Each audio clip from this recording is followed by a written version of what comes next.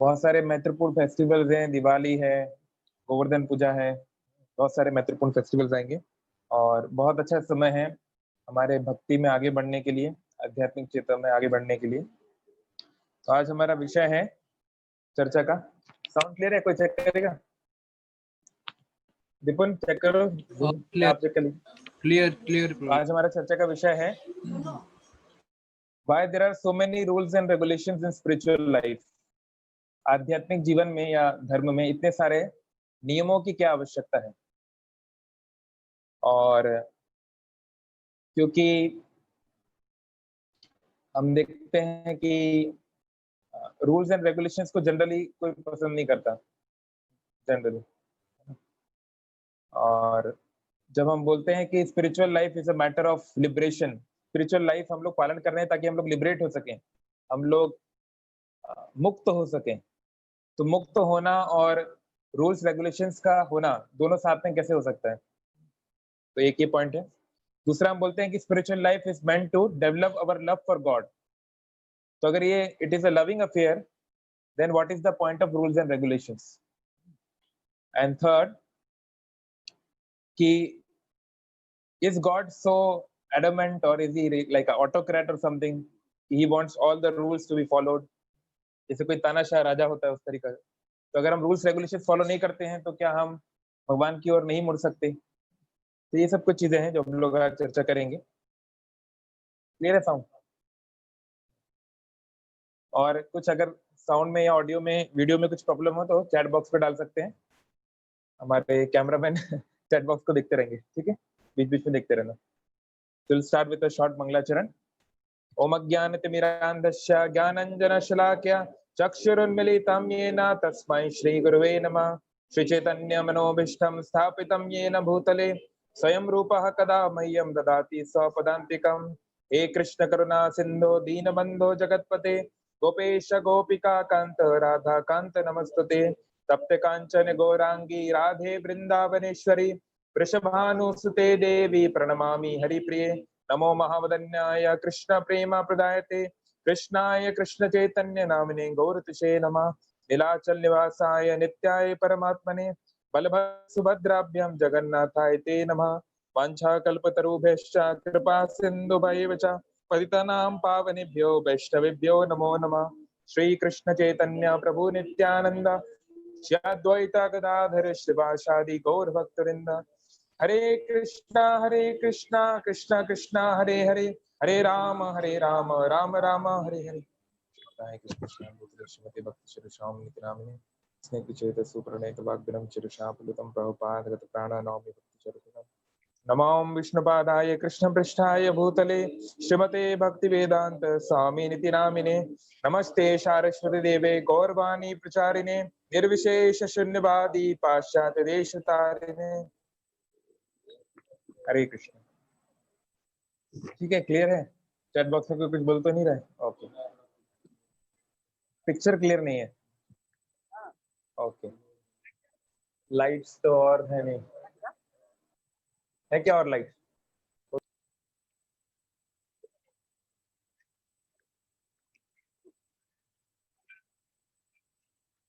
तो माता जी को आसन दे दो। ठीक है, तो अभी जैसे कार्तिक मास चल रहा है तो कार्तिक मास में बहुत सारे रेगुलेशंस होते हैं। वस्तुतः रिलीजन में बहुत सारे रूल्स एंड रेगुलेशंस हैं। अभी फ्रांस में एक बहुत बड़ी समस्या चल रही है, आप लोग में से कुछ लोग जानते होंगे। Daksha, you read newspapers? Don't read. Good. तो कौन जानता है? हाँ, तो क्यों हो रहा है? क्योंकि इस्लामी धर्म में आप प्रॉफिट मोहम्मद का कुछ ड्राइंग या कुछ पेंटिंग या किसी भी प्रकार का कोई फिगर नहीं बना सकते। They are totally intolerable about that, so they will not tolerate. तो ये सर्टेन काइंड ऑफ रूल है in their religious scriptures which may seem very odd to others, like especially सनातन धर्म में तो क्या नहीं बनता, भगवान का हर चीज बना दिया जाता है भगवान का मजाक भी बना दिया जाता है, नहीं? तो ये अलग अलग लोगों के लिए बहुत मुश्किल हो सकता है समझना। तो इसलिए कोई भी रूल को समझने के पहले उसके पीछे के इंटेंशन को समझना बहुत जरूरी है। श्रील प्रभुपाद ने कहा, religion without philosophy is mere sentimentalism. यानी कि अगर कोई रिलीजन है, कोई धार्मिक पथ है, पर उसके पीछे कोई दर्शन नहीं है या कोई बौद्धिक आधार नहीं है, तो ऐसा धार्मिक पथ जो है केवल भावनात्मक है, भावनाओं के आधार पर चलता है। भावनाएं आज इधर हो सकती हैं, कल उधर हो सकती है। कभी बीजेपी की सरकार बनती है, मोदी लहर होती है, कभी कोई और लहर भी हो सकती है, वो तो बदलता रहता है। इसलिए केवल भावनाओं के रिलीजन नहीं होना चाहिए। इसलिए प्रभुपाद जी ने जो वेस्टर्न कॉन्सेप्ट है रिलीजन का, उसका बहुत विरोध किया। अगर आप कोई भी डिक्शनरी खोलेंगे तो रिलीजन का मतलब होता है सिस्टम ऑफ फेथ, विश्वास की एक प्रणाली। पर विश्वास तो अभी किसी को उसामा बिन लादेन पे विश्वास है, किसी को पे विश्वास है, किसी को तांत्रिकों पे विश्वास है, किसी को लगता है उसके माता पिता ही भगवान है, तो किसी का कुछ भी विश्वास हो सकता है। तो उसके आधार पे आप कैसे किसी बौद्धिक कंक्लूजन पे पहुंचेंगे? नहीं पहुंच सकते। तो विश्वास जो है, विश्वास अच्छा है, विश्वास तो जरूरी है। अच्छा, कुछ लोग बोलते हैं विश्वास बिल्कुल मत करो, स्केप्टिक बन जाओ, पर वो पॉसिबल नहीं है। संसार में विश्वास तो करना पड़ेगा, आप जी नहीं सकते। आप लोग सपोज यहाँ बिल्डिंग में बैठे हैं, अगर भूकंप आ गया, बिल्डिंग गिर गई, तो हो सकता है ना? नहीं हो सकता। अगर आप अभी प्रसाद लेंगे या किसी के आप खाना खाने जाए किसी रेस्टोरेंट में, उसमें जहर मिला दिया गया तो हो सकता है ना? या अमेरिका ने परमाणु बम गिरा दिया तो? या आप ट्रैफिक लाइट में जा रहे हैं, ट्रैफिक लाइट दिखा रही है ग्रीन, लेकिन सामने वाले की भी ग्रीन दिखा रही है और भिड़ जाए तो? आप एक नाई की दुकान पे जा रहे हैं, आपने सोचा कि वो मेरे बाल काटेगा, लेकिन गर्दन काट दी तो अगर स्केप्टिक होने जाएंगे तो लाइफ में आप जी नहीं सकते। थोड़ा विश्वास करना पड़ेगा। नहीं, ऐसे तो हम ये पूरी तरह से स्केप्टिक बनना तो बेवकूफी है। लेकिन ये विश्वास जो है, ये अंधविश्वास नहीं होना चाहिए, अंधविश्वास नहीं होना चाहिए। इसलिए आप देखेंगे जितने भी वैदिक स्क्रिप्चर्स हैं, वो सारे क्वेश्चन आंसर फॉर्म में है। भगवत गीता क्या है? अर्जुन ने कुछ क्वेश्चंस पूछे, भगवान ने कुछ आंसर दिए। श्रीमद् भागवतम क्या है? परीक्षित महाराज ने कुछ क्वेश्चंस पूछे और शुक्रदेव गोस्वामी उसके आंसर दे रहे हैं। तो there should be always use of intelligence. Prabhupada ji का फेमस स्टेटमेंट है, surrender intelligently but don't surrender your intelligence. यानी जब आप किसी के प्रति शरणागत होते हैं, ऑफ कोर्स गुरु के प्रति शरणागत होना पड़ता है, इट्स इंपॉर्टेंट। जैसे माता पिता के प्रति भी शरणागत होना पड़ता है। जैसे अभी बच्चा है, तो ये बच्चा आते ही से माँ से प्रश्न करने लगे कि मम्मी ए के बाद बी क्यों आता है, ए के बाद सी क्यों नहीं आता, या आप मुझे ऐसे कपड़े क्यों बनाते हैं, या बहुत सी चीजें। तो हर चीज को जानने का एक उम्र होती है, एक समय होता है, एक उसकी परिपक्वता होती है। तो सरेंडर तो करना पड़ेगा, लेकिन सरेंडर अंध रूप से नहीं करना चाहिए। ये वाला गेट बंद कर देना, बहुत आवाज आ रहा है। तो कोई भी रिलीजियस जो रूल्स एंड रेगुलेशंस है, उसके पीछे की भावना को जानना चाहिए। तो हम लोग कुछ एग्जांपल्स देखेंगे। जैसे हम देखते हैं, सामान्य संसार में भी बहुत सारी ऐसी चीजें होती है जिनको बोलते हैं रिचुअल्स। रिचुअल्स मतलब नीचे बैठे गुरु प्रसाद, इनको दे दो कुछ आसन, नहीं तो फिर यहाँ आ जाइए आप। कोई आसन है अंदर वाले रूम में, दिखना श्याम सुंदर। वो प्रसाद कहाँ गया? प्रसाद इसमें लेते हैं, सोशल डिस्टेंस भी बनाना है। ओके, तो सपोज रिचुअल्स जो है हमारे नॉर्मल लाइफ में भी है, केवल रिलीजन में नहीं है। फॉर एग्जाम्पल, आप में से बहुत सारे लोग युवा हैं, तो कोई लड़का जब लड़की के पास जाता है तो उसको रोज देता है, क्योंकि rose is a sign of love. लेकिन ऐसा तो नहीं है कि रोज देने से ही लव हो गया। वो तो जैस्मिन भी दे सकता था, वो तो गेंदे का फूल भी दे सकता था, वो तो कांटा भी दे सकता था, रोज ही क्यों दे रहा है? अब आप उसके पीछे साइंटिफिक कारण पूछो, नहीं रोज ही क्यों दिया, तो इसका कोई उत्तर नहीं है। But this is a convention, है ना? पर वो कन्वेंशन फॉलो हो रहा है। आप जैसे मान लीजिए, जब आप 26 जनवरी का दिन होता है, कोई परेड होती है या कभी आर्मी ऑफिसर्स आपस में मिलते हैं, तो अलग-अलग प्रकार के सैल्यूट करते हैं। सिंगल सैल्यूट, डबल सैल्यूट, अलग प्रकार के कुछ कमांड्स होते हैं। तो कोई बोल सकता है सैल्यूट ऐसे ही क्यों करना है? सैल्यूट ऐसे भी तो कर सकते हैं। कर सकते हैं, उसमें कुछ गलत नहीं है। ये एक टीचर एक क्लास में आया पढ़ाने के लिए, तो सारे बच्चे खड़े होके बोलते हैं गुड मॉर्निंग सर। खड़े होने की क्या ज़रूरत है? बैठ के भी तो बोल सकते हैं।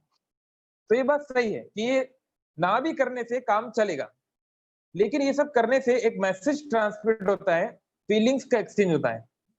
तो रिचुअल्स की अपने आप में जगह है संसार में हर जगह। ऐसी कोई भी सिस्टम नहीं है जहाँ पे रिचुअल्स ना हो। कोई भी सिस्टम आप देखिए, सोशल सिस्टम्स में देखिए या फैमिली सिस्टम्स में देखिए, हमेशा कहीं ना कहीं कुछ ना कुछ रिचुअल्स हैं, है ना? ऐसा तो नहीं है कि अगर आपका भाई आपको गुड मॉर्निंग नहीं बोलेगा तो मॉर्निंग बैड हो जाएगी, ऐसा तो होने वाला नहीं। लेकिन फिर भी एक तरीका है जो मनुष्य ने समय के साथ डेवलप किया है। तो ऐसे ही रिलीजन में भी बहुत सारे रिचुअल्स हैं।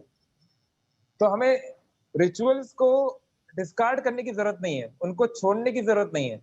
लेकिन हाँ, उस रिचुअल्स के पीछे की भावना को समझना जरूरी है, नहीं तो प्रॉब्लम्स होती हैं। तो हम लोग उसको समझेंगे कैसे। तो जैसे हम लोग बहुत सारी ऐसी चीजें करते हैं जो लोग को लगता है कि बहुत ऑड है, रिचुअलिस्टिक है, रीति रिवाज है। सपोज प्रणाम करना, अभी दो वैष्णव आपस में मिलते हैं तो प्रणाम करते हैं, तो प्रणाम नहीं भी करते तो भी इट कैन स्टिल वर्क। तिलक करना, कंठी पहनना, या हाथ उठा के कीर्तन करना। अब सपोज जिसके हाथ नहीं है वो कैसे हाथ उठा के कीर्तन करेगा? वो भी तो कीर्तन करेगा ना। तो आप ही हाथ उठा के क्यों कर रहे हो, ये प्रश्न उठ सकता है ना? ऐसे बहुत सी चीजें हैं। डांस करना, या आरती में कौन कौन से आइटम हम भगवान को देते हैं, ऐसी बहुत सी चीजें है ना, जो जिसके ऊपर प्रश्न उठाया जा सकता है कि ऐसा क्यों हो रहा है। तो इनको हम लोग समझने का प्रयास करेंगे, इसको देखने का प्रयास करेंगे। तो सबसे पहले तो रूल्स रेगुलेशंस की आवश्यकता है क्यों? तो हाँ, जो व्यक्ति शुद्ध भक्त है उसको रूल रेगुलेशन की आवश्यकता नहीं है। It does not need to follow anything. बता रहे हैं षड गोस्वामी अष्टकम में, संख्या पूर्वक नाम गान नटि भी काला वसानि कृतो निद्राहार विहार कादि विजित्तो चात्यंत दीनो चयो बंदे रूप सनातनो रघुयुगो श्री जीव गोपाल को। ये 6 गोस्वामी हैं जिनका फोटो हम देख रहे हैं यहाँ पे। ये चैतन्य महाप्रभु के डायरेक्ट शिष्य हैं, और आज आप जो वृंदावन देखते हैं वो इनके कारण है। ये जो वृंदावन की जो दोनों जो वर्ल्ड हेरिटेज साइट है यूनाइटेड नेशंस की, वो इन्होंने बनाई थी।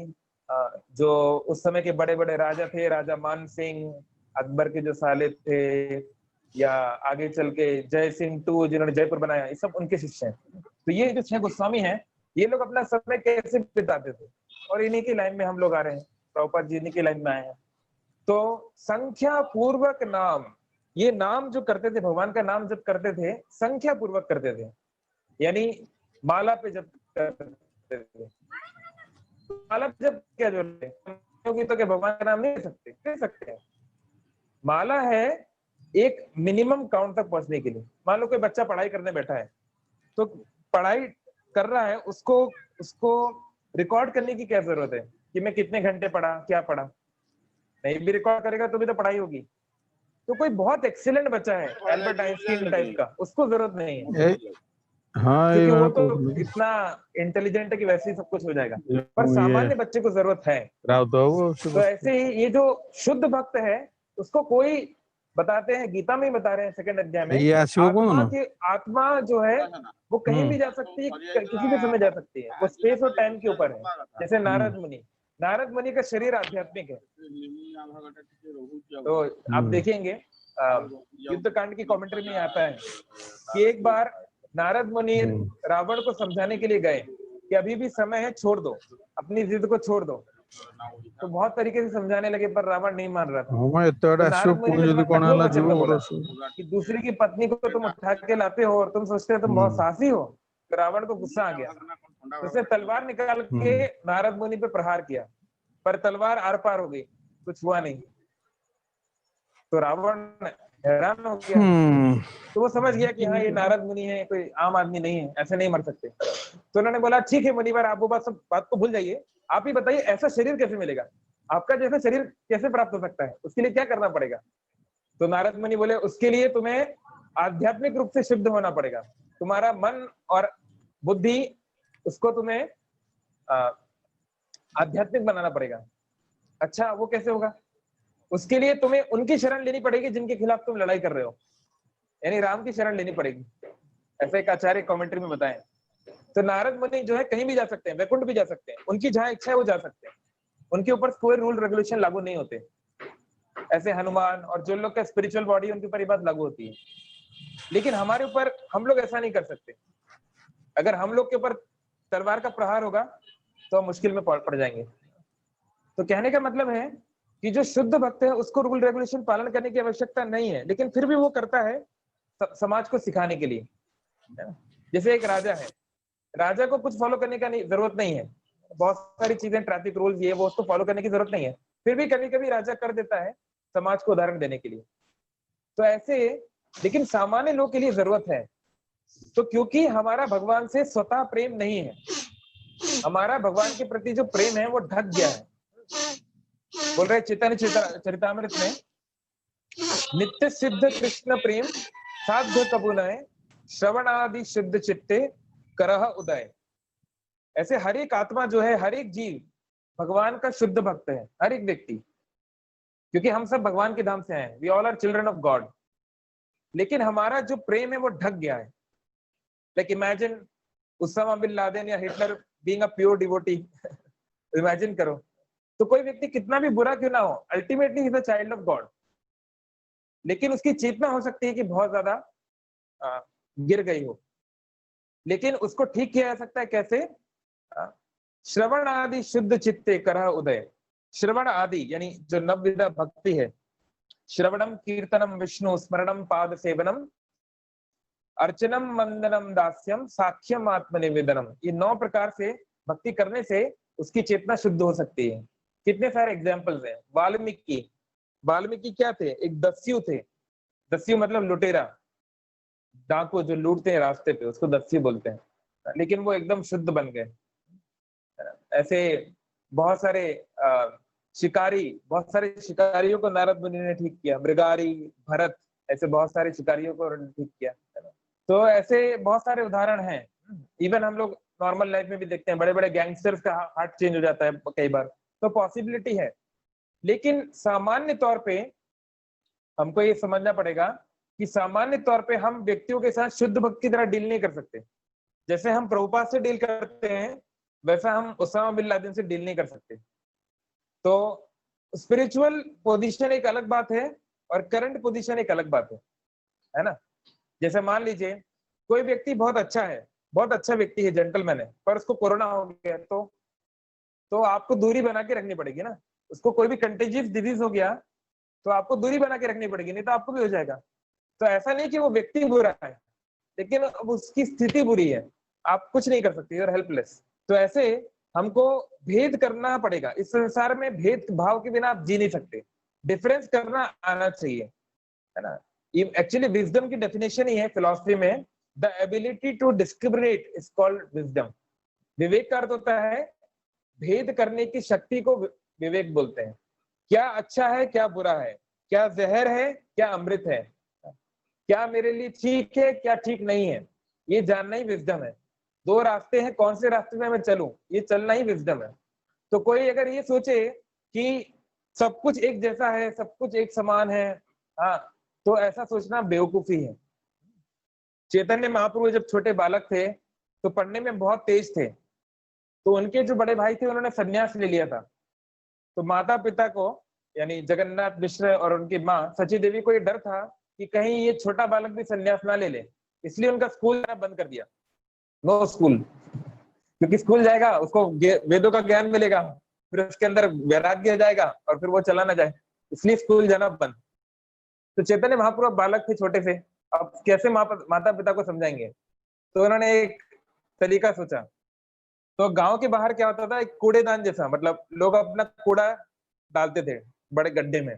पहले तो ऐसा म्युनिसिपालिटी जैसा ये सब तो था नहीं कि बीएमसी का ट्रक आके लेके जाएगा, ऐसा कुछ तो था नहीं। तो चैतन्य महाप्रभु एक दिन यानी बालक निमाई वहां जाके बैठ गए और बैठ के वहां वो जो गंदा स्थान है वहां बैठ के मिट्टी खाने लगे। तो किसी ने बता दिया सची माता को, देखो सची माता तुम्हारा बच्चा क्या कर रहा है, जाओ जाओ। तो सची माता वहां चली गई। तो बोला निमाई तुम क्या कर रहे हो? बोले मैं मिट्टी खा रहा हूँ। बोले मिट्टी क्यों खा रहे हो? बोले ये संसार में सब कुछ एक जैसा है, सब कुछ एक ही है ना, ब्रह्म सत्य जगत मिथ्या, सब कुछ ब्रह्म में ही है। तो इससे क्या फर्क पड़ता है कि मैं मिट्टी खाऊं या कुछ और खाऊं, सब कुछ तो भगवान से ही आया है, ऐसे चैतन्य महाप्रभु बोलते हैं।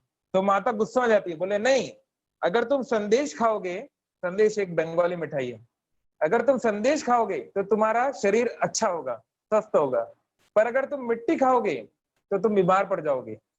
दोनों एक नहीं है, दोनों एक समान नहीं है। जैसे सूर्य एक होता है, लेकिन एक सूर्य क्या है, अमृत के कलश में है। एक कलश है, एक मटका है जिसमें अमृत रखा हुआ है, और एक दूसरा मटका है जिसमें जहर रखा हुआ है। तो सूर्य एक ही है और दोनों की छाया छाया दोनों में पड़ेगी, रिफ्लेक्शन दोनों में पड़ेगा। लेकिन इसका ये मतलब नहीं है कि अमृत और जहर एक हो गया, दोनों पीने से जमीन आसमान का अंतर है, नहीं। तो ऐसे ही निमाई तुम इस तरीके से मत सोचो, दोनों एक बात नहीं है। तो निमाई बोला माँ आप तो अच्छी बात बोल रहे हैं, लेकिन ये सब बात मैं कैसे सीखूंगा? आपने मेरा गुरुकुल जाना बंद कर दिया, स्कूल जाना बंद कर दिया, तो ये सब ज्ञान मुझे कौन सिखाएगा? इसलिए मैं ये सब नहीं समझ पा रहा हूँ ऐसा नाटक किया उन्होंने तो फिर उसी दिन सची माता अपने पति के पास गई, बोली नहीं आज से वापस स्कूल जाना है आपका प्लान कैंसिल करो, और दोबारा चैतन्य महाप्रभु को स्कूल भेजा गया या गुरुकुल भेजा गया। तो कहने का तात्पर्य है कि भेद बुद्धि जरूरी है। तो रूल्स एंड रेगुलेशन, रेगुलेशन का मतलब होता है रेगुलेट करना। जैसे ये पंखा है, इस पंखे का एक रेगुलेटर है। तो कोई बोल सकता है रेगुलेटर की क्या जरूरत है, फुल स्पीड चलाओ बढ़िया, ठीक है, गर्मी के मौसम में फुल स्पीड चला सकते हैं, पर सर्दी में या आपको बुखार है तो वो फुल स्पीड में चलने वाला पंखा आपको बीमार कर सकता है। तो कोई भी चीज की एक्सट्रीम्स जो है वो डेंजरस हो सकती है। संस्कृत में कहावत है, अति भक्ति चोरा लक्षण। कोई व्यक्ति एकदम से बहुत किसी चीज के प्रति आसक्त हो जाए तो ये चोर का लक्षण है ना। जैसे मान लीजिए कोई व्यक्ति है, अब वो आपसे कुछ ज्यादा ही एकदम से प्रेम करने लगे, कुछ ज्यादा ही आपका ध्यान रखने लगे बिना किसी कारण के, तो कुछ तो गड़बड़ है, ये सावधान रहना चाहिए। ऐसे ही कोई व्यक्ति है, मतलब भक्ति में भी कल तक नया नया था, आज उसको एकदम से कृष्ण राधे कृष्ण और कुछ समझ में नहीं आ रहा है, उसको एक दिन में पूरा वो चेंज हो गया, तो कहीं ना कहीं गड़बड़ होने की संभावना बहुत अधिक है।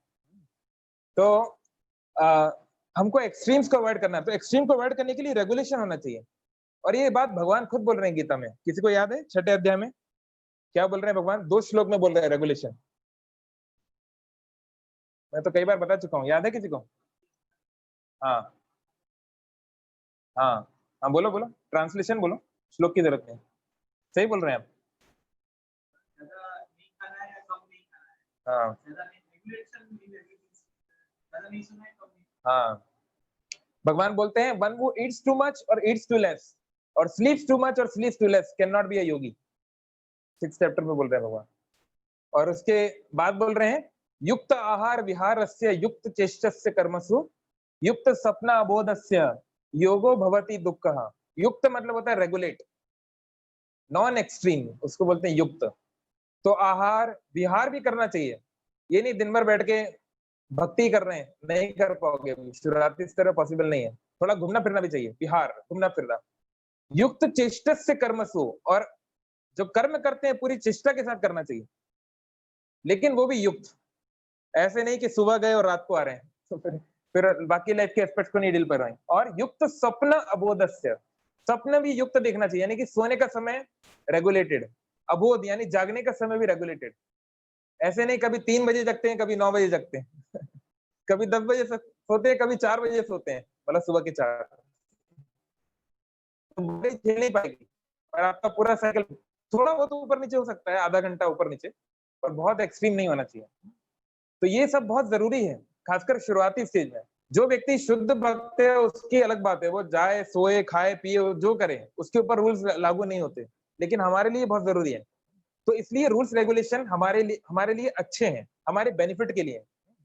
कोई कार है, कार बढ़िया चल रही है 50 की स्पीड में, 100 की स्पीड में, 200 की स्पीड में, 250 की स्पीड में, लेकिन कार में अगर ब्रेक नहीं होगा तो क्या होगा?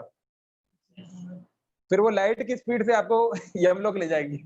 वही कार आपको यमलोक पहुँचा देगी, नहीं? तो कार में अच्छी स्पीड होना बढ़िया है, पर ब्रेक भी उतने दमदार होना ज़रूरी है, नहीं? एक पतंग है, पतंग ऊपर जा रही है। कितने लोग पतंग चलाए हैं? गुड, कुछ लोग चलाए हैं। मैं तो अहमदाबाद में रहा हूँ कुछ साल, और अहमदाबाद में मतलब आप इमेजिन नहीं कर सकते। संक्रांति के दिन केवल पतंग दिखती है और कुछ नहीं। एक ज़माने में मेरे पास भी 100 से ज़्यादा पतंग थी, अब ज़माना बदल गया। तो आप जब पतंग चलाते हैं, जिनको आइडिया है, तो आपको छोड़ना पड़ता है। उसको छोड़ना पड़ता है, नहीं? आपका हाँ, ढील देते हैं।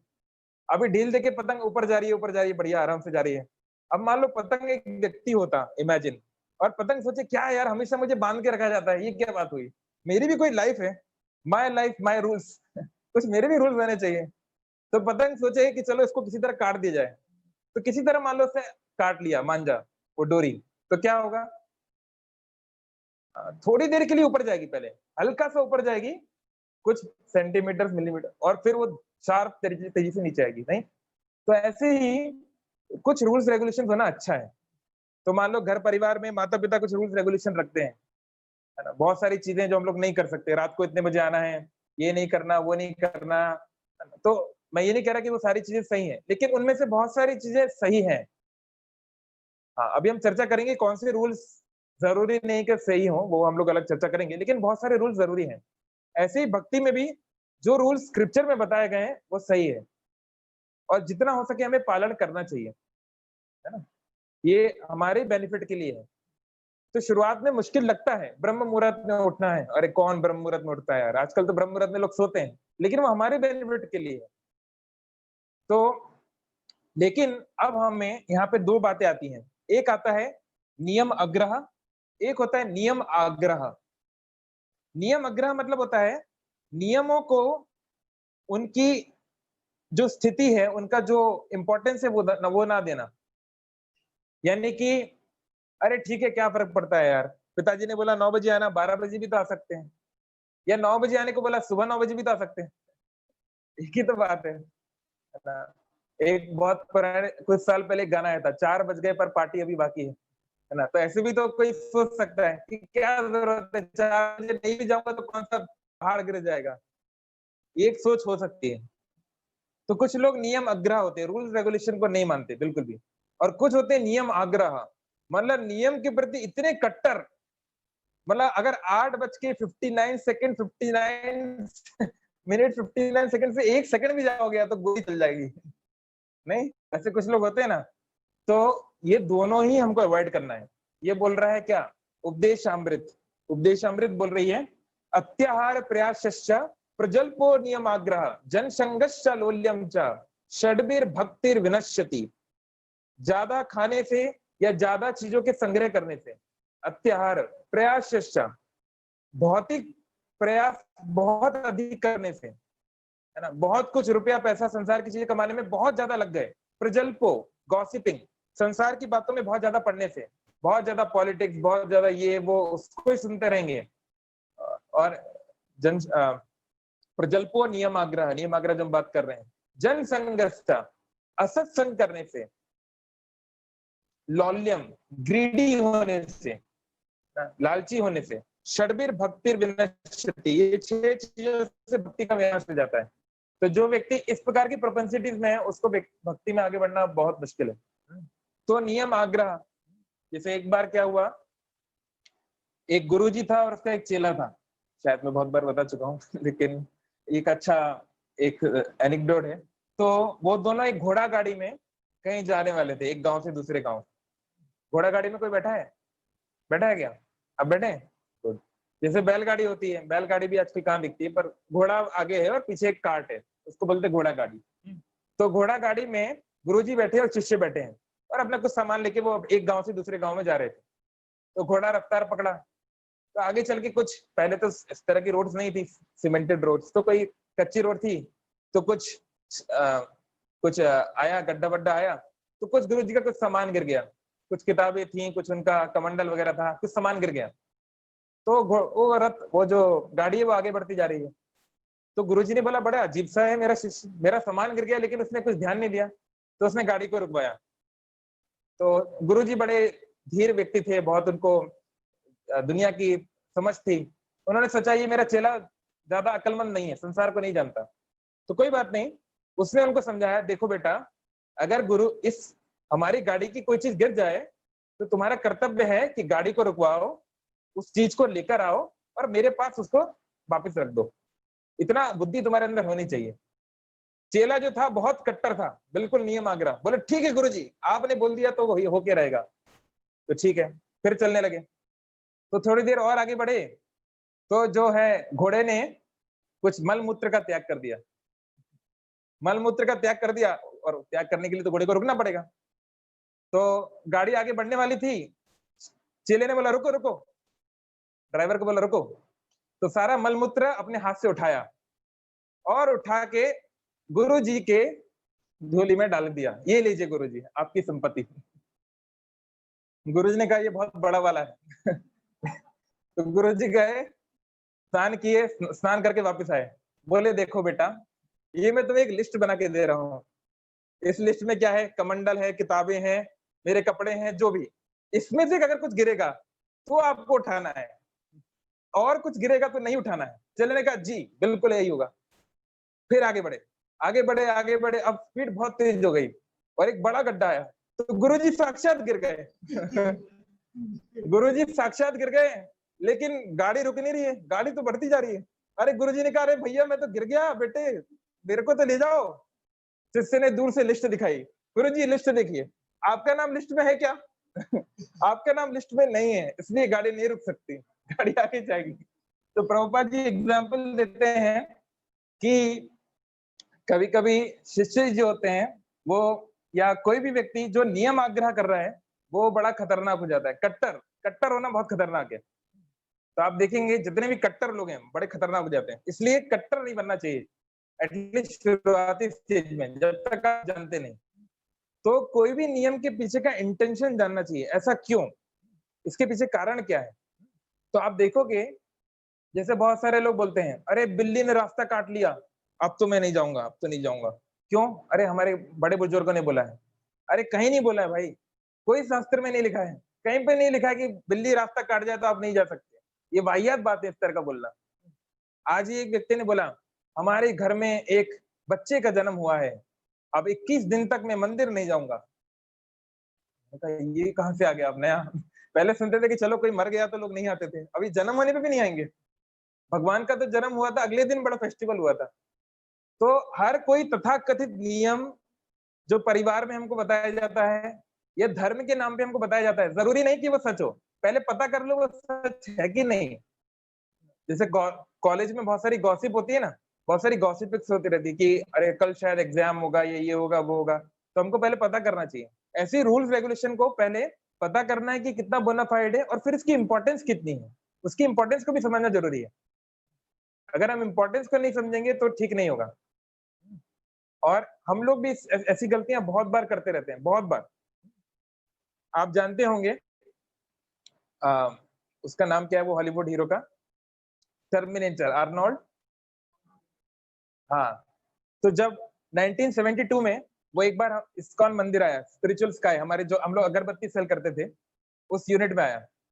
तो वहां पे एक प्रभु जी थे इंचार्ज, और प्रभु जी एकदम कट्टर थे, मतलब अब जो शास्त्र में लिखा है नहीं तो बस। आर्नोल्ड हो चाहे कोई भी हो, धो दूंगा। पूरा उनका वो पूरे मूड में रहते थे। तो वो आया और वो कुछ कुछ चीजें पूछने लगा कि आप लोग कैसे इसको बनाते हैं, आप लोग की फिलॉसफी क्या है, ये सब पूछने लगा। हाँ, ऐसे करना चाहिए, वैसे करना चाहिए, और ये ऐसे।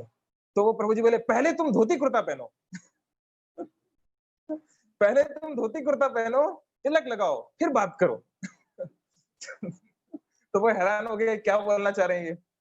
और उसको इतना डांटा, उसको पता था कि वो कौन है, ऐसा नहीं था कि नहीं पता था, पर उसको इतना डांटा, वो वो बेचारा हाथ जोड़ के चला गया, और फिर वो कभी नहीं आया। अब तो इमेजिन करो अगर आर्नोल्ड एक इस्कॉन डिवोटी होता, कितना पॉपुलर, उससे पॉपुलैरिटी मिलता नहीं। तो अब उन डिवोटी ने प्रभुपाद जी की इस्कॉन की हेल्प की कि नुकसान कर दिया।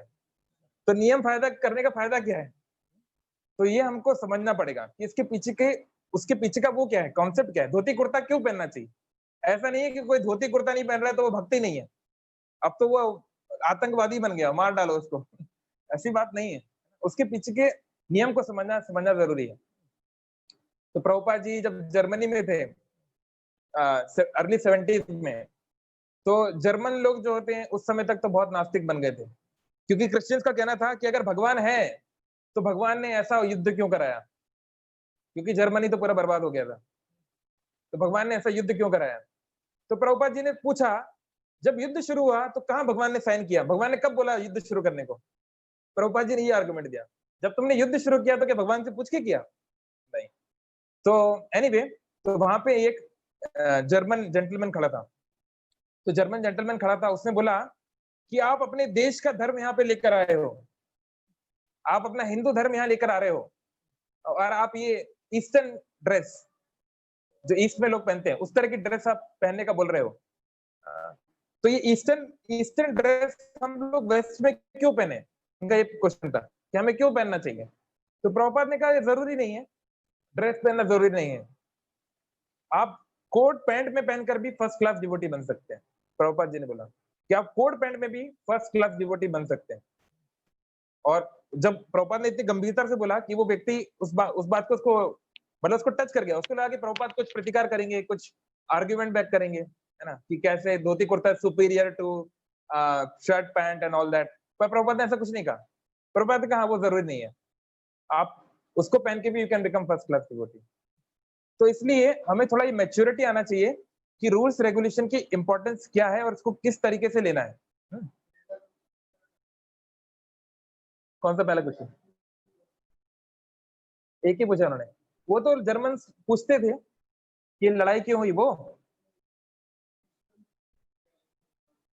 हाँ, तो वो भी प्रभुपाद ने बताया ये कोई इंडिया का रिलीजन नहीं है, जिसको आज जैसे उदाहरण देते हैं, एक शास्त्र में दिया है भारतवर्ष मतलब जहां पे वैदिक शास्त्रों का पालन होता है, उसे भारतवर्ष बोलते हैं।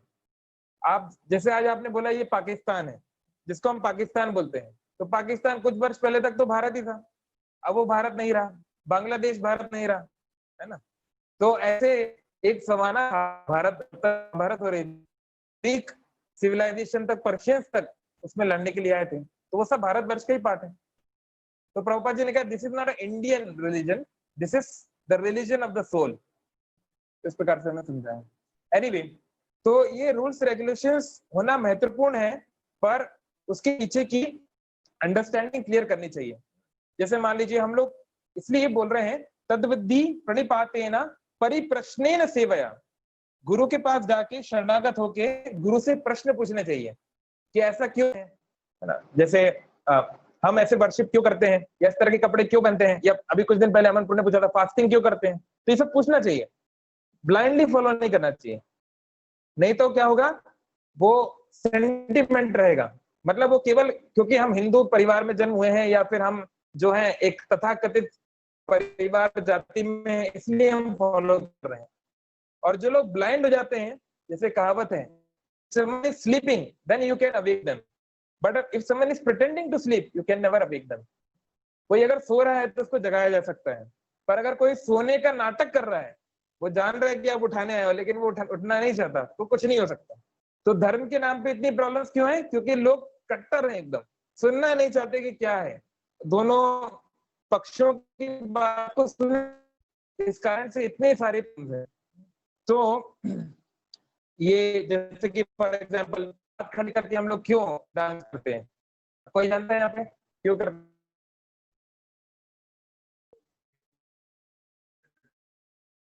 It's a way to surrender to the Lord। जैसे पुलिस बोलती है hands up, otherwise I will shoot, तो हैंड्स अप ही करना पड़ता है। तो ऐसा नहीं है कि आप हाथ खड़े ऊपर करके नहीं करोगे तो भगवान गुस्सा जाएगा, तूने हाथ खड़े नहीं किए, जा तुझे नर्क में स्थान देता हूँ, ऐसा कुछ नहीं होगा। लेकिन वो एक कन्वेंशन है, और कन्वेंशन फॉलो करना अच्छी बात है। जैसे कोई बोल सकता है ए के बाद बी क्यों आता है, ए के बाद सी भी तो आ सकता है, ऐसा आप कर सकते हो। लेकिन क्या होगा, फिर आपको बहुत मेहनत करनी पड़ेगी, आप जहां जहां बी है वहां सी लिखना पड़ेगा, आप जहां जहां बाकी लोग बी बोलते हैं उसको आपको सी सुनना पड़ेगा, अपने सी को बी बनाना पड़ेगा, यानी कितना सारा प्रॉब्लम। इसलिए कन्वेंशन को फॉलो करना अच्छा है, नहीं तो ऐसे ही जो रीति चली आ रही है उसको पालन करना अच्छा है। लेकिन रीति, केवल रीति पालन करना अच्छा नहीं है, उसके पीछे का मूड भी जानना बहुत जरूरी है, उसके पीछे मूड क्या है वो भी जानना जरूरी है। जैसे जब शिल प्रभुपाद जगन्नाथपुरी आए तो उनके शिष्यों को मंदिर के अंदर नहीं जाने दिया, जगन्नाथ मंदिर के, क्योंकि जगन्नाथ मंदिर को 17 बार आक्रमण हुआ है अलग अलग मुसलमान शासकों से या लुटेरों से, है ना। काला पहाड़ और न जाने कहाँ के कौन कौन से लोग आए, बहुत सारे। तो इस कारण से नेचुरली मंदिर की रक्षा के लिए और उसकी प्रभुता को बचाने के लिए एक नियम बनाया गया था कि जो सनातन धर्मी है या हिंदुओं को छोड़ के और किसी को अंदर नहीं आने दिया जाएगा, विच इज लॉजिकल ऑल्सो। लेकिन अब जब भारत की आजादी हो गई है और ये लोग जो है ये वेस्टर्न जरूर हैं, क्रिश्चियन जरूर हैं, लेकिन इनका जन्म केवल क्रिश्चियन हुआ था। अब ये लोग वैष्णव हैं, ये लोग प्रभुपाद जी के जो शिष्य थे ये जगन्नाथ जी से उतना ही प्रेम करते हैं जितना कि जो सेवायत कर रहे होंगे, तो उनको नहीं आने देना, ये इसको बोलते हैं नियम आग्रह, नियमों के प्रति अति श्रद्धा, उस नियम के भाव को समझे बिना। तो प्रभुपाद जी ने इसका बहुत विरोध किया। प्रभुपाद जी ने कहा अगर मेरे शिष्य नहीं जाएंगे तो मैं भी नहीं जाऊंगा, और प्रभुपाद जी ने भी जाने से मना कर दिया। और उसके बाद वो लोग तिरुपति गए और तिरुपति में प्रभुपाद जी को और सारे शिष्यों का शाही वेलकम हुआ। और अगर आप कभी तिरुपति जाओगे तो आप जानते हो 3 सेकंड, अगर आप बहुत फॉर्चुनेट हो तो 5 सेकंड, इससे ज्यादा दर्शन नहीं मिलता है।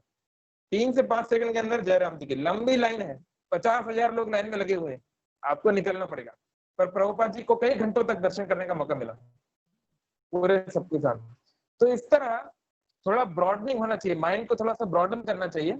और डिवोटीज के समाज में भी बहुत ज्यादा जजमेंटल नहीं होना चाहिए कि अरे ये प्रभु जी तो ऐसे माला करते हैं, ये तो धोती कुर्ता नहीं पहनते, या ये माता जी तो साड़ी नहीं पहनती, या ये तो ऐसा नहीं करते। वो सब जरूरी है, पर उसके पीछे वो करना चाहिए, लेकिन उसके पीछे की भावना को भी जानना चाहिए। प्रभुपाद जी ने बोला जो मुसलमान देशों में प्रचार करेगा उसकी चरण की धूलि को मैं अपने सर पे लगाऊंगा। और जितने भी मुसलमान देश में प्रचार करते हैं इस्कॉन के डिवोटी, उनको पैंट शर्ट में करना पड़ता है।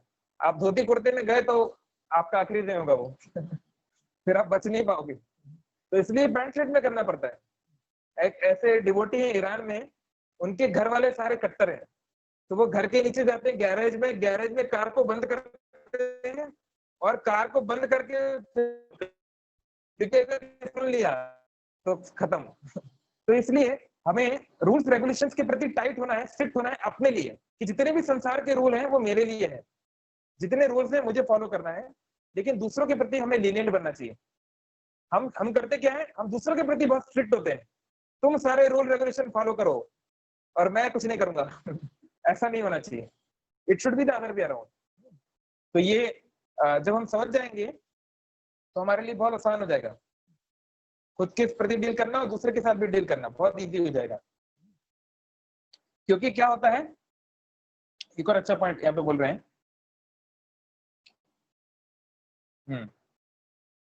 जैसे एक बार क्या हुआ वृंदावन में, तो प्रभुपाद जी के शिष्य थे, अमेरिकन थे, यूरोपियंस थे, तो वो लोग कीर्तन करते हुए एक मंदिर में गए, फेमस मंदिर है वृंदावन में, राधा रमन मंदिर, वहां पे गए।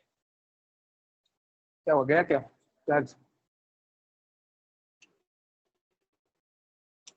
लाइव स्ट्रीम हो रहा है? ओके। तो राधा रमन मंदिर में गए तो वहां के गोस्वामी ने बोला जो बहुत अच्छी भक्ति कर रहे हैं, आप लोग ऐसे भक्ति करते रहिए, अगले जन्म में आपका गोस्वामी परिवार में जन्म होगा और गोस्वामी परिवार में जन्म होगा के धाम जाएंगे, ऐसा उनको बोला।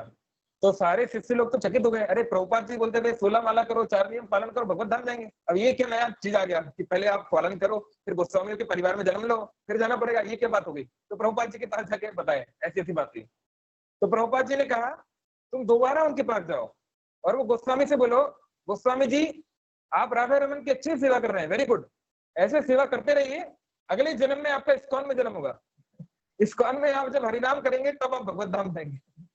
प्रभुपाद ने काउंटर आर्गुमेंट दिया। तो ऐसे कई बार हम देखते हैं जाति प्रथा को लेकर लोग जाति के प्रति इतने कट्टर हो जाते हैं, हम तो ब्राह्मण हैं, हम तो यहाँ पानी भी नहीं पियेंगे, तो पानी भी मत पियो और सांस भी लेना बंद कर दो है ना। बहुत ज्यादा लोग जो है उसको उसके पीछे भावना को भूल जाते हैं, इंटेंशंस को भूल जाते हैं। और इससे होता क्या है, आज हमारा हिंदू समाज इतना बटा हुआ क्यों है? जाति व्यवस्था, तो जाति व्यवस्था वर्ण व्यवस्था से आई है। वर्ण व्यवस्था क्या थी और जाति व्यवस्था क्या थी, उसमें जमीन आसमान का अंतर है। भगवान ने बोला है गीता में, चातुर्वर्ण्यमय सृष्टा गुण कर्म विभागशः, यानी ब्राह्मण क्षत्रिय वैश्य और शूद्र की जो व्यवस्था है ये भगवान ने खुद बनाई है, पर गुण और कर्म के आधार पे। लेकिन एक ऐसा समय आ गया कि कोई शूद्र जो है वो ब्राह्मण के कुएं से पानी भी नहीं पी सकता। अब ये कौन से शास्त्र में था, किसी ने नहीं देखा, बस वो रूल्स को मानने लगे।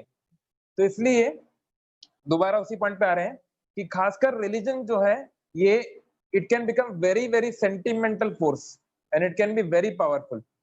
इसलिए रिलीजन में सेंटिमेंट्स को ध्यानपूर्वक कल्टीवेट करना चाहिए। किसी भी प्रकार के सेंटिमेंट्स जो हैं वो हमारे लाइफ के लिए थ्रेटनिंग हो सकते हैं। जैसे लोग सुसाइड क्यों करते हैं, ऐसा नहीं है कि भैया वो बिल्कुल उसके जीवन में कुछ सच में है ही नहीं, पर सेंटिमेंट्स इतने हैवी हो जाते हैं कि मान लो उसको लगता है कि कोई मुझसे प्रेम ही नहीं करता, मेरा जीवन तो खत्म हो गया, या मान लो मेरा बिजनेस फ्लॉप हो गया तो मैं कुछ कर ही नहीं सकता हूँ। ऐसे इमोशंस हैवी हो जाते हैं। तो इमोशंस की शक्ति बहुत ज्यादा है, माइंड की पावर बहुत ज्यादा है। और जो लोग सेंटिमेंटल फॉलोअर्स होते हैं वो लोग क्या नहीं करते। जैसे भारत में एक बहुत फेमस गुरुजी हैं, वो गुरुजी जेल में है बहुत साल से। तो एक बार हम एक स्कूल में गए थे तो एक प्रिंसिपल थे, उनकी ड्रेस पे गुरुजी की फोटो थी, लंबी दाढ़ी रखते थे, वो सफेद कपड़े पहनते थे, नाम नहीं बोलूंगा, बहुत फेमस थे, बहुत अच्छा थे और बढ़िया भागवत कथा तो उनकी आप यकीन नहीं करेंगे इतना सुंदर करते थे, मैं भी बहुत बार सुना हूँ। तो गुरुजी बहुत साल से जेल में हैं, बहुत संगीन आरोप उनके ऊपर हैं। तो हमने बोला कि अभी भी आप फोटो रखें इनका, बोले गुरुजी तो लीला कर रहे हैं। लीला कर रहे हैं मतलब, लीला कर रहे हैं मतलब देखिए उनकी इच्छा थी कि वो भी कृष्ण को क्या अनुभव हुआ जेल में, भगवान कृष्ण का जन्म जेल में हुआ ना, उस अनुभव को वो चाहते थे, वो सच्चे कृष्ण भक्त हैं, इसलिए वो उस अनुभूति को प्राप्त करने के लिए जेल में चले गए। मैंने कहा ये कहाँ से लाए तुम ये कॉन्सेप्ट कहाँ से आया? बोले ये देखिए हमारे व्हाट्सएप पे आया है, उनका जो कुछ ग्रुप होगा जो भी उनके अमृतवाणी जहाँ से आती होगी वहां पे ये बताया गया कि हमारे गुरुजी जेल में क्यों गए, उसके पीछे की भावना। तो अगर हम लोग आंख बंद करके चलेंगे तो ये हमारी यही स्थिति होगी। इसलिए हम ये भी बोलते हैं इस्कॉन की बात हो, कोई भी बात हो, कहीं पर भी अंधे होके नहीं चलना चाहिए। अगर कुछ लग रहा है तो एटलीस्ट पूछना तो चाहिए कि भैया गुरुजी जेल कर चले गए, क्या बात है, सब ठीक है तो ऐसे पूछना चाहिए, है ना। तो ऐसे ही अगर आपको लग रहा है कि मान लो कुछ ठीक नहीं है व्यवस्था में, तो उसको प्रश्न उठाया जा सकता है सही तरीके से। ऐसे ही घर परिवार में भी या प्रोफेशनल रिलेशनशिप्स में भी कहीं पर भी one should have the courage to call a spade. हमारे बॉस बोलते थे एक स्पेड को स्पेड बोलना, यानी कोई गलत कर रहा है तो उसको गलत बताने की एक क्षमता होनी चाहिए, लेकिन उसको बताने का एक तरीका है।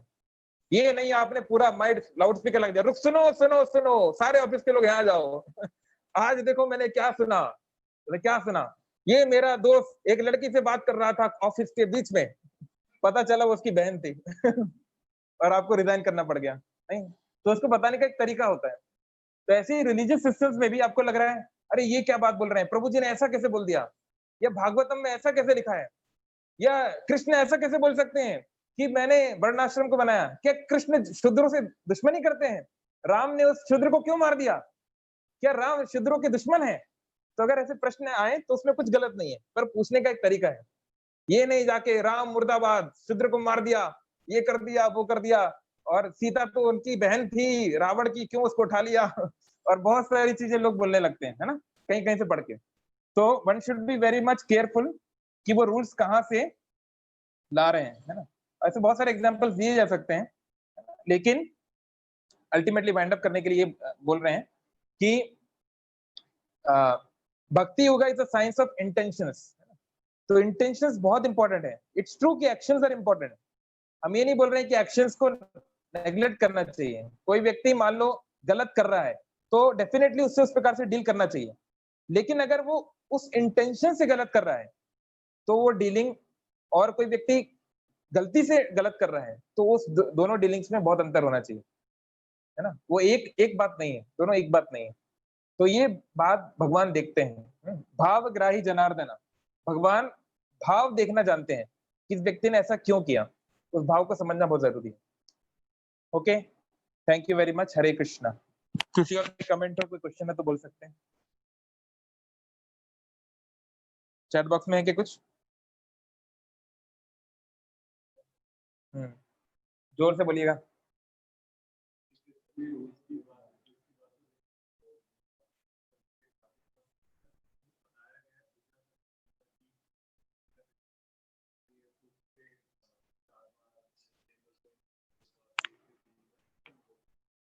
ऐसा होता है कि जब आप काउंट करते हैं तो फिर उसको काउंटिंग में रह जाते हैं, रेसिप्रोकेशन नहीं हो पाता।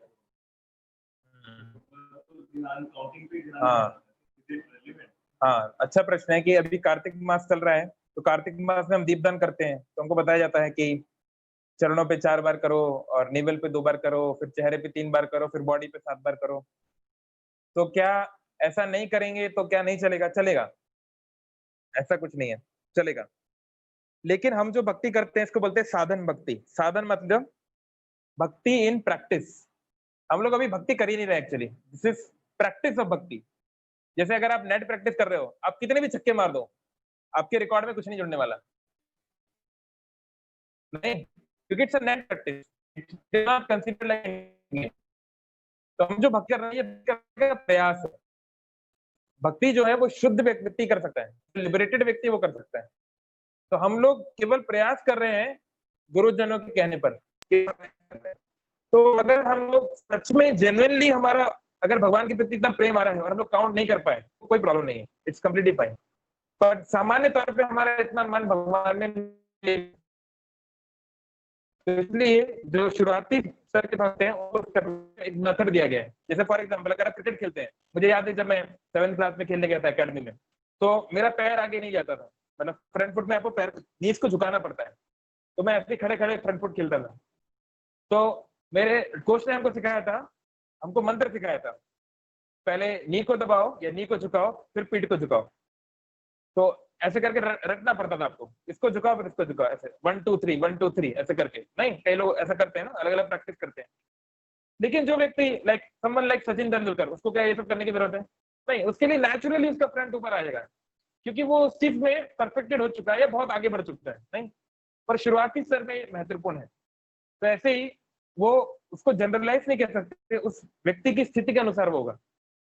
तो कोई व्यक्ति बहुत एडवांस है, he does not need to follow. तो पर शुरुआती स्तर के भक्तों को करना चाहिए, just because it's a convention which is given in the scripture. लेकिन अगर मन सच में भगवान में इतना लग गया कि चरणों में हम कुछ कर ही नहीं पा रहे हैं, तो कोई इसमें कोई दिक्कत नहीं है, not nothing wrong in that.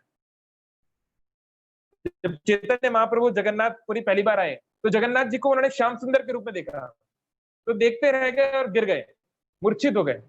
तो सारे जो सेवायत थे उन्होंने सोचा कि ये जरूर कोई पागल है, जहाँ पे कोई लफड़ा करने के लिए आया है जगन्नाथ जी के सामने, क्योंकि सामान्य तौर पे तो कोई मूर्छित नहीं होता। आप में से कितने लोग जगन्नाथ जी के दर्शन किए हैं? कोई मूर्छित हुआ? नहीं हुआ, क्योंकि हमारा वो स्थिति नहीं है जो चैतन्य महाप्रभु का था। अब हम भी नाटक करने लगे, ओ जगन्नाथ, ओ मेरे प्राण प्रिय, ओ करके। तो ये केवल नौटंकी है, इसका कोई अर्थ नहीं होने वाला है ना। तो ऐसे ही हमारे को भी वैसे करना पड़ेगा, जैसे बताया गया, चरणों को देखो, फिर उनके पेट को देखो, फिर हाथों को देखो, फिर आंखों को देखो। ये हमारे लिए अच्छा है क्योंकि शास्त्रों में बताया गया है। लेकिन चैतन्य महाप्रभु को ये सब करने की जरूरत नहीं है कि पहले चरणों को देखें, फिर उधर देखें, फिर वो करें, फिर ये। वो जो कर रहे हैं वो सही है, वो तो जगन्नाथ के ऊपर चढ़ जाए वो भी सही है, वो जो करें वो सही है। तो ऐसे शुरुआती स्तर पे फॉलो करना चाहिए, ठीक है। अब बाकी 4 ही क्यों है मुझे नहीं मालूम, 2 ही क्यों है और 4 ही क्यों है, हो सकता है कोई रीजन हो सकता है, पर मैंने कभी इतना स्टडी नहीं किया।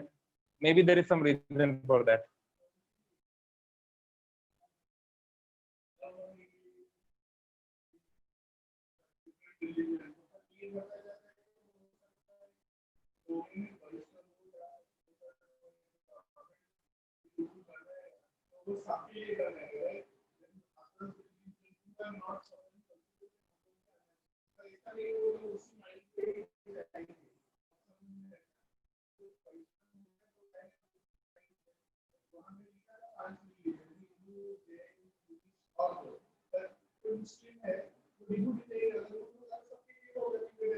हाँ, मैं हाँ, मैं समझ ये बोल रहा कि वो हटाना चाहिए, कह रहा हूँ प्रभुपाद जी की क्या मानसिकता थी। हाँ, मैं ये नहीं बोल रहा हूँ कि वो रूल गलत है, ऑफकोर्स वो रूल गलत नहीं है, क्योंकि हाँ ऑफकोर्स हाँ प्रभुपाद जी बोला इस्कॉन के भक्तों के लिए स्वयं आ जाएंगे। तो मायापुर में एक आइलैंड है राजापुर, राजापुर में एंशियंट जगन्नाथ, बहुत पुराने जगन्नाथ जो है वो एक वैष्णव उसको बहुत समय से पूज रहे थे, उन्होंने फिर इस्कॉन को दिया। तो वो जो जगन्नाथ का डेटी है वो बहुत साल पहले एक राजा के भय से, एक असुर के भय से उसको हटाया गया था वहां से। जैसे कई बार ऐसा हुआ है ना, ये सब लोगों ने जब अटैक किया, तो ऐसे भगवान तो आ ही रहे। इवन जो हमारा भुवनेश्वर में जो जगन्नाथ जी है, तो प्रभुपाद जी अपने शिष्य गौर गोविंद महाराज को बोल के गए थे, तुम्हें कृष्ण बलराम का विग्रह बनवाना, गौर निताई का बनवाना, इसको तुम बनवाना किसी से, लेकिन जगन्नाथ बलदेव सुभद्रा का मत बनवाना। तो महाराज ने बोला लेकिन उसका ऑल्टर तो है ना, उसकी जगह तो बना के रखी है, फिर क्या होगा। प्रभुपाद ने कहा जगन्नाथ जी स्वयं आ जाएंगे। तो आप सोचिए, मंदिर ओपन होने वाला है, 15 साल से मेहनत कर रहे हैं, अभी 3 ऑल्टर बना दिए, 2 में तो ठीक है विग्रह बन गए, अभी हो जाएगा ओपन, अब कुछ ही दिन बचे हैं, तीसरे ऑल्टर में विग्रह ही नहीं है। अगर नहीं हुआ तो फिर क्या होगा। लेकिन गौर गोविंद महाराज को पूरा विश्वास था कि प्रभुपाद बोल रहे हैं तो जरूर होगा। तो ओपनिंग के कुछ दिन पहले ही एक व्यक्ति आया, बोला मुझे जगन्नाथ जी सपने में आए, बोले हाईवे के पास जो सफेद मंदिर है वहां पे तो मुझे छोड़ के जाओ, अब मैं उन लोगों से सेवा लेना चाहता हूँ। तो वो अपने जगन्नाथ जी को ले आया। ये जो जगन्नाथ जी है मंदिर में, ये इस्कॉन के नहीं है ये वो व्यक्ति ने दिए हैं। तो ऐसे वो कोई बात नहीं है, लेकिन हाँ मैं वो मानसिकता बता रहा था कि इस मानसिकता से काम हो रहा था।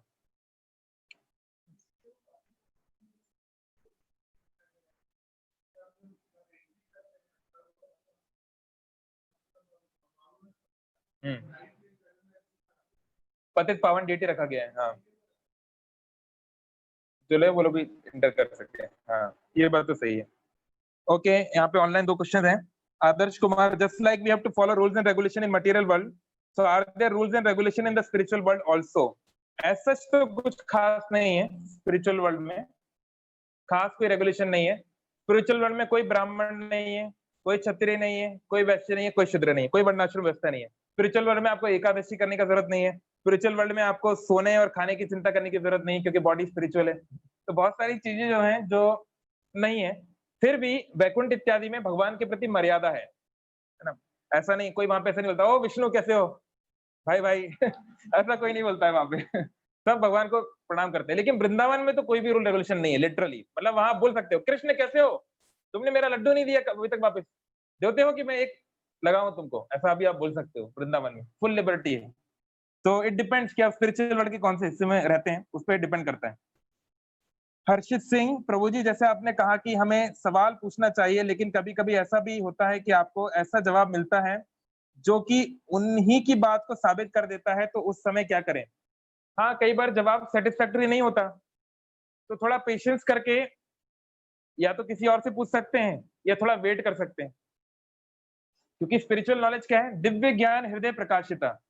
अब ये कोई साइंस और मैथ्स तो है नहीं जो दिमाग लगा के हम लोग सीख लें, हो गया क्या। उसको भगवान रिवील करते हैं। तो कभी कभार जैसे आप खुद आप देखोगे, आप इस्कॉन में नए नए हो, आप गीता पढ़ो, आप 2 साल के बाद फिर गीता पढ़ो और 5 साल के बाद फिर गीता पढ़ो, आपको लगेगा कि मैंने तो पहले गीता पढ़ी नहीं थी, क्या पढ़ रहा था मैं पता नहीं, बहुत अंतर आएगा। तो ऐसे ही अगर आपको लगता है कि कोई सेटिस्फैक्टरी आंसर नहीं मिला, तो किसी और डिवोटी से पूछ सकते हैं, सीनियर डिवोटी से। लेकिन आ, कई बार कुछ प्रश्नों के उत्तर के लिए वेट भी करना पड़ता है, वरना इंतजार भी करना पड़ता है। ओके हो गया, हाँ बोलो, पढ़ के बोलो।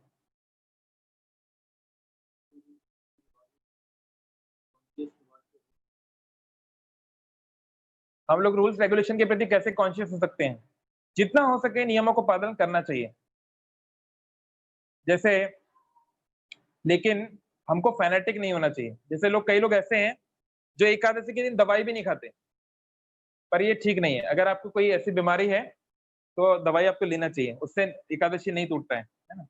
और जैसे कई बार क्या हो जाता है कि कोई डिवोटीज बिल्कुल अपने हेल्थ को या मतलब अपने परिवार की सिचुएशन को बिल्कुल, जैसे सपोज शीला प्रभुपाद की खुद की बहन पिशिमा, उनकी जिनसे शादी हुई, तो वो जो उनके जो पति थे वो थोड़ा बाद में गड़बड़ हो गए, नॉन वेज वॉन वेज खाने लगे, सब कुछ करने लगे।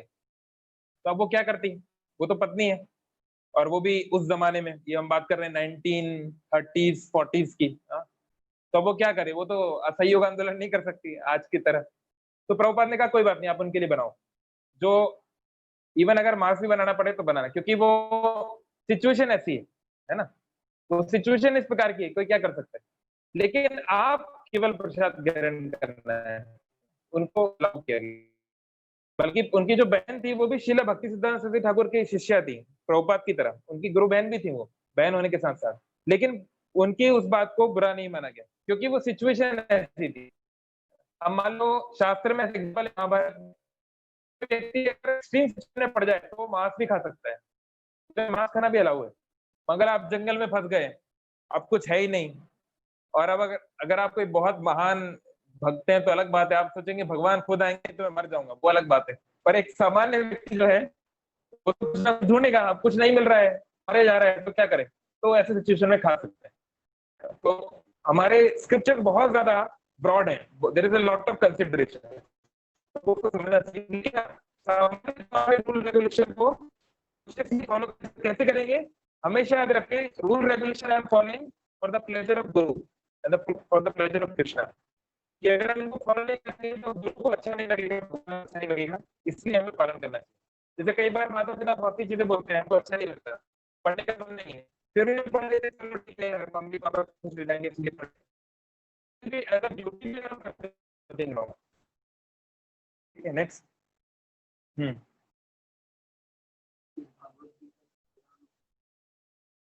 क्या भगवत गीता स्पिरिचुअल वर्ल्ड का संविधान है? Well, I don't think spiritual world में कोई संविधान है। संविधान को इंग्लिश में बोलते कॉन्स्टिट्यूशन, और हमारी भगवान से जो रिलेशनशिप है उसको बोलते कॉन्स्टिट्यूशनल पोजीशन, इंग्लिश में स्वरूप बोलते हैं उसको संस्कृत में। यानी कि जो व्यक्ति भगवान का शुद्ध भक्त बन गया है या जो स्पिरिचुअल वर्ल्ड में है, वो तो ऑलरेडी कंस्टिट्यूएंट है भगवान का, इटर्नल पार्ट एंड पार्सल है, तो वो जो करे वही सही है। स्पिरिचुअल वर्ल्ड में जो जैसा करता है वो सही है। अगर यशोदा माँ कृष्ण को डांट रही है तो वो भी सही है, और गोपियां कृष्ण को गाली दे रही है तो वो भी सही है, और जो जैसा कर रहा है वो सबसे सही है, उसमें कुछ गलत नहीं है।